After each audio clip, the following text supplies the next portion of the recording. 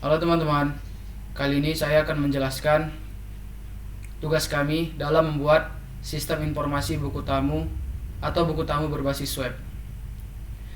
Saya akan menjelaskan software apa saja yang dibutuhkan dalam perancangannya, kemudian tahapan serta codingannya dalam membuat sistemnya. Software apa saja yang dibutuhkan? Yang pertama ada SAM Control Panel, yang mana ini gunanya untuk menjalankan server lokal sendiri di laptop sendiri gitu. Kemudian ada Visual Studio Code, yang mana gunanya untuk menuliskan kode programnya. Kemudian ada PHPMyAdmin, gunanya untuk pembuatan database yang akan kita gunakan untuk database web kita nanti. Langkah pertama yaitu desain interface. Jika teman-teman lihat di sini ada logo, kemudian header, kemudian ada from inputan, tabel tamu, kemudian ada ini ada tabel statistik tamu, kemudian tabel tamu yang setelah data tamunya diinput. Kemudian di sini ada button simpan data, terus ada button rekapitulasi data dan button logout. Nah, ini adalah beberapa interface yang telah dirancang pada Visual Studio Code kami ini. Kemudian langkah yang pertama dalam pembuatan desain interface-nya yaitu pembuatan halaman admin.php.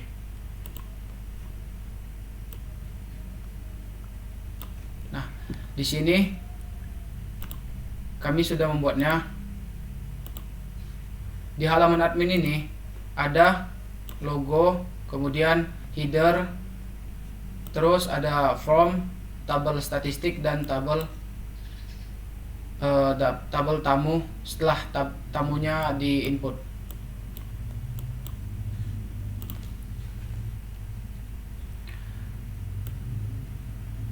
Dalam pembuatan from inputan,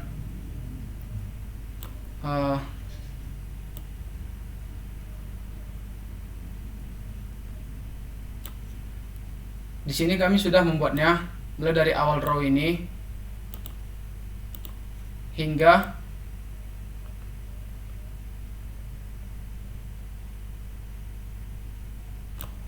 end row ini.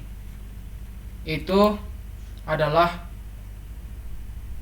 pembuatan untuk form inputan identitas tamu dan statistik tamu.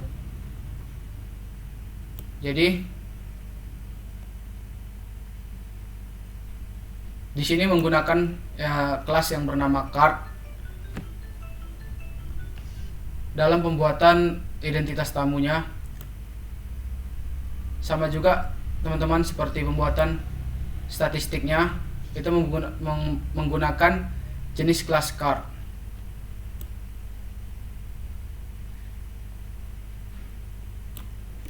Nah, di sini ada nama tamu, kemudian alamat tamu, terus ada tujuan tamu dan telepon tamu, yang mana ini sesuai dengan database yang telah kita buat, nama, alamat, tujuan, serta telepon. Kemudian bagaimana caranya supaya ketika data tamu tersebut diinput maka akan masuk ke dalam database-nya. Caranya seperti ini teman-teman. Di sini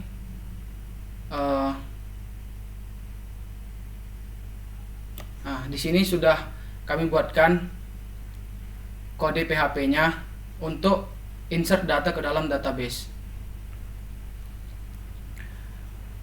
Oh iya, sebelum pembuatan kode program untuk insert data ke database, kita buat dulu database-nya, yang mana di sini kami sudah membuatkan database-nya dengan nama buku tamu underscore db. Kemudian di sini ada dua tabel, yaitu tabel tamu dan tabel user. Nah, di tabel tamu ini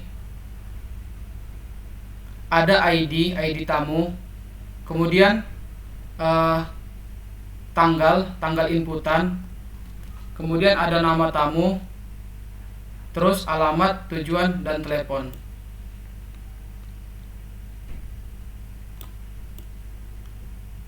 Nah, di sini ada beberapa tamu yang telah diinput. Kemudian ada tabel user. Tabel user ini tabel untuk admin. Ya, di sini ada ID user, kemudian username-nya, password, kemudian nama pengguna dan statusnya. Setelah dibuat database-nya, langkah selanjutnya yaitu pembuatan file koneksi PHP. Nah, di sini kami sudah membuatkan file koneksi.php yang mana nanti untuk pemanggilan atau penghubung koneksi ke database-nya. Untuk servernya, di sini teman-teman bisa melihatnya ada localhost, kemudian usernya ada root, passwordnya dikosongkan, kemudian database-nya. Nah, database ini itu adalah nama database yang telah kita buat tadi. Kemudian dilakukanlah koneksi ke database-nya dengan mengetikkan variabel koneksi sama dengan mysqli underscore connect. Kemudian ini dipanggil server, user, password, dan database-nya. Kemudian apabila database-nya error atau tidak terhubung, maka akan tampil pesan mysqli error. Jadi seperti inilah pembuatan koneksi ke database-nya. Setelah itu kembali ke halaman admin tadi. Nah, jika kita ingin menginputkan datanya ke database, ya, jadi kita ingin menginputkan datanya seperti nama, alamat, tujuan, telepon. Ketika kita klik simpan data, maka datanya akan masuk ke dalam tabel tamu ini.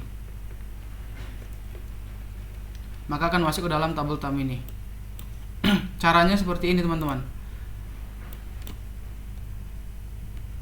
Mulai dari ini tag PHP ini, kemudian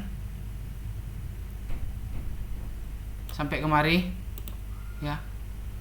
Itu kode program untuk insert data ke database. Cara bacanya seperti ini. Pertama di ini dulu dideklarasikan dulu variabel-variabelnya yang akan di insert. Kemudian cara bacanya seperti ini. Jika ada tombol dengan namanya simpan, jadi simpan ini berasal dari sini, dari ini button ini. Jadi name-nya di sini simpan. Jadi apabila buttonnya diklik dengan metode post, maka lakukan query serta koneksi ke database. Kemudian insert into ini maksudnya masukkan data yang telah diinputkan ke dalam tabel tamu dengan nilai, ID, kemudian tanggal, nama, alamat, tujuan, dan telepon. Kemudian query-nya tadi ditampung oleh variabel yang bernama variabel simpan. Nah, variabel simpan tadi dilakukanlah pengujian. Apabila uji simpan datanya sukses, maka di sini menggunakan dua pengkondisian, teman-teman. Di sini ada if dan else. Jadi jika simpan datanya berhasil atau sukses, maka lakukan kondisi pertama. Apabila simpan datanya gagal, maka lakukan kondisi kedua. Nah, di sini untuk penampilan pesan data sukses disimpan dan data gagal disimpan menggunakan JavaScript untuk interaksi kepada usernya. Jadi seperti itu teman-teman untuk melakukan insert data ke database.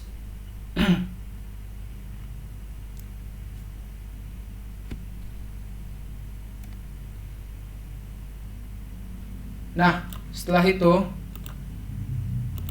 pada halaman admin ini ada data statistik, ya teman-teman. Ada data statistik yang mana data statistik ini akan kita tampilkan data statistik tamunya secara otomatis berdasarkan tanggal dan waktu server. Jadi caranya seperti ini teman-teman. Kita buat terlebih dahulu card untuk tabel data statistiknya. Kemudian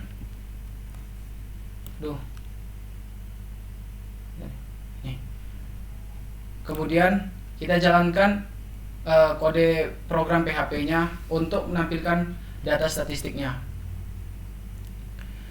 Jadi langkah awalnya itu teman-teman, buka tag PHP, kemudian deklarasikan waktu sesuai tanggal dan waktu server ketika dieksekusi. Jadi maksudnya di sini kan ada data statistik hari ini, kemudian ada kemarin, kemudian ada 1 minggu atau seminggu, terus bulan ini dan keseluruhan. Nah, dari kurun waktu yang ini tadi kami telah mendeklarasikan waktunya. Jadi untuk hari ini ada tanggal sekarang, kemudian untuk data kemarin, sini variabelnya kemarin, untuk 1 minggu ada seminggu. Nah, untuk bulan ini ada variabel bulan underscore ini.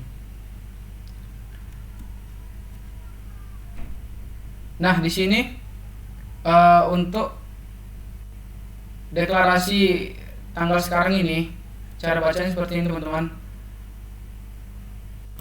Format yang digunakan yaitu menggunakan function date atau function waktu yang formatnya adalah tahun, bulan, dan hari. Jadi ini berjalan sesuai server, waktunya sesuai server yang berjalan pada saat ini juga. Makanya dibuat di sini variabelnya variabel tanggal sekarang. Kemudian untuk variabel kemarin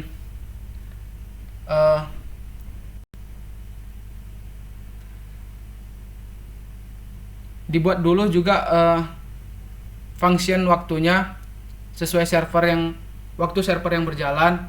Kemudian perintah selanjutnya yaitu karena kita ingin menampilkan data kemarin, maka perintahnya di sini min1day. Nah, maksudnya dari min1day ini 1 hari sebelumnya.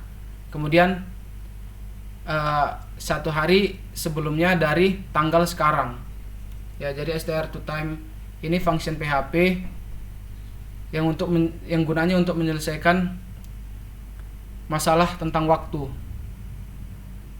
Jadi 1 hari dari tanggal sekarang.